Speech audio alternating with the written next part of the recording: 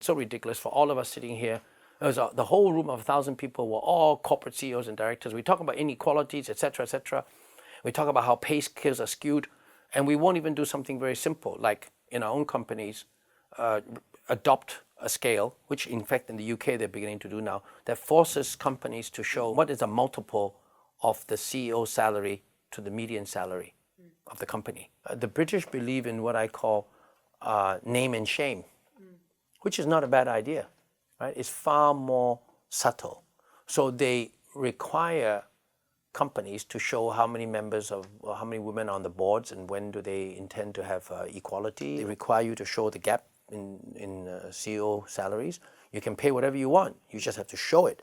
And then they depend on the rest of civil society, journalists, activists, investors, other shareholders, consumer groups to stand up and write an article saying such and such company has got the hugest disparity, and yet they had a loss last year, and yet their disparity is this and that. Now, I think naming and shaming is ultimately better than regulatory control.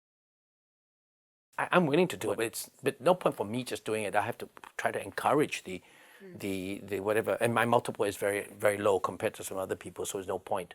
My salary is high enough for me, but it's hardly anywhere near to what others are getting. We won the Gold Award for corporate governance and disclosure. I mean, I don't know about everything in line. All I can say is that we are still every year winning corporate awards for our transparency and disclosure.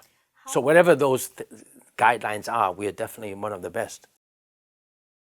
I think we should peg it to something that is more logical than pegging it to the top salaries. I actually thought that the solution, and so unfortunately it was proposed by the Workers' Party, so it became politicized. The solution where an independent commission of people, very trustworthy, conservative, very pro-government people, would say that for the next 5 years, the gap between the minister's salary and the median Singaporean salary, however you want to devise that, should be, let's say, 50 times.